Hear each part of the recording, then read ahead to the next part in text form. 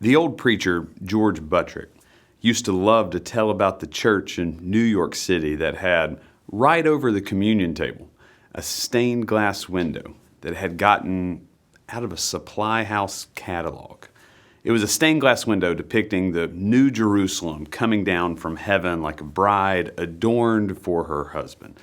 And there it was in all of its gaudiness. There were streaks of gold, aquamarine rivers of life, emeralds and pearls, angels floating around, and the congregation hated it. This wasn't the city they lived in. They didn't have streets of gold in New York. They had streets of crime. They didn't have aquamarine rivers. They had the East River and the Hudson. They didn't have emeralds and pearls. They had dilapidated apartments and squalor. The stained glass was too pious. It was too otherworld. But then, said Buttrick, over time, the colors in that window began to fade so that ever so slightly, you could see through it. The outline of the skyscrapers and apartments of the city of New York, you could begin to see. It was then that the window began to take on power as God's city and their city merged, as if God's time and our time merged. Communion is the merging of God's time and our time. We could eat this meal like it's any other meal. We could come forward, take the bread, take the cup, eat, and move on with our lives. We could just go through the motions and it not mean much. And like the stained glass, this meal could feel superficial. It doesn't really reflect the truth of what's going on in the world. Communion is too pious, too otherworld. I mean, honestly, what are we doing when we're sharing in communion? Isn't all of it just a little silly? And yeah, you could see it that way, especially if you didn't know that this meal is the moment in which God's time and our time merge. There's no greater table scene in the Gospel of Luke than communion in Luke 22.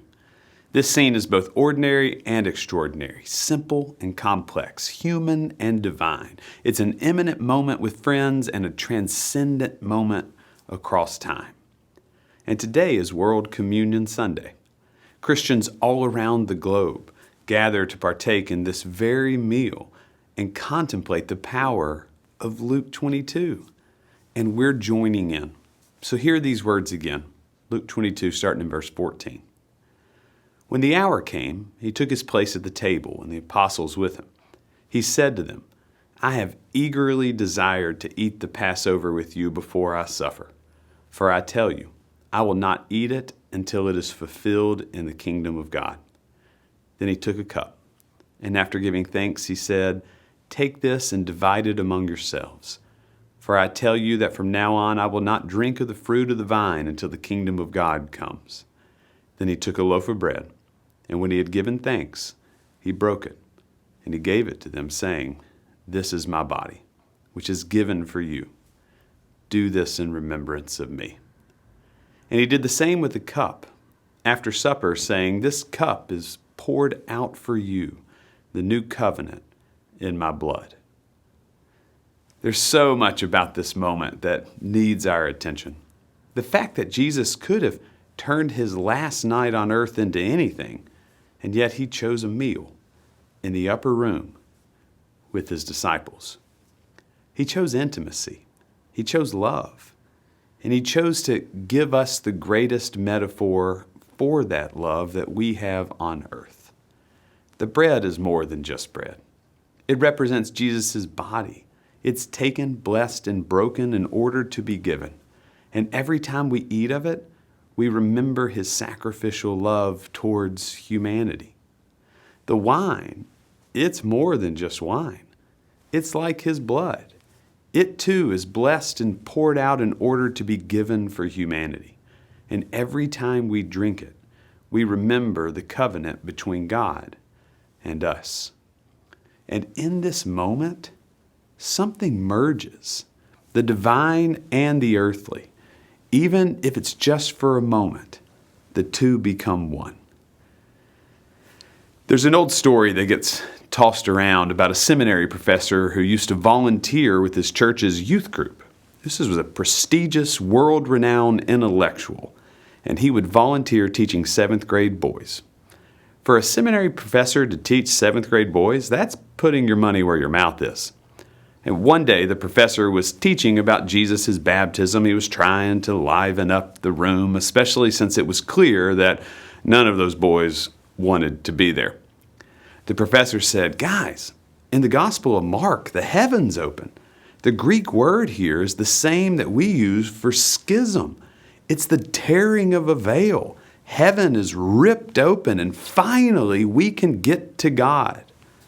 And then a 7th grade boy spoke up. "That's not what that means." "Really?" questioned the tenured New Testament professor who's been teaching Greek for 20 plus years. "Tell me, what does it mean?" And the boy straightened up and he replied, "It means God can finally get to us." The professor in his heart knew that this pretentious little 7th grade boy was actually right. God comes to us. God's timing and God's spacing, it merges with ours. For some reason, though, we all seem to forget this. The fact that the God of the universe comes to us is perhaps the single most important aspect to Christianity. The God of the universe sees fit to join us, commune with us, enter into our time, our space, become wrapped in our dust, only then to be rejected and scorned by us, destined to suffer alongside of us, and instead of washing his hands of us, he takes that suffering and suffers it unto himself, creating a pathway that inevitably saves us. When you put it like that, it makes this communion moment even more sacred. God's timing and God's spacing merge into ours, and this matters. And if we want to experience it today, we can.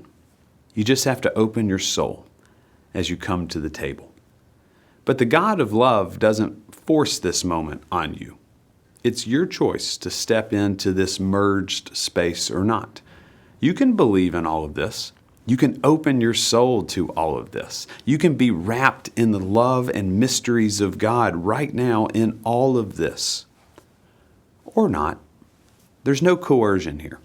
It's up to you. But if you choose to come, you'll realize that Jesus has opened the gates wide, torn apart the veil separating our time and God's, and created a portal for us to commune with God. And that's why Christians all over the world are pausing to share in communion today, because this moment and this meal matter. It may feel ordinary, but it points to the extraordinary. It may look simple, but the elements are radically complex. It may come across as just human, but this meal is soaked with the divine. Communion is an imminent moment, a simple bite of bread and a tiny drink of wine, but that bite and that drink merges God's timing with ours. So we invite you today to come to the table of the Lord.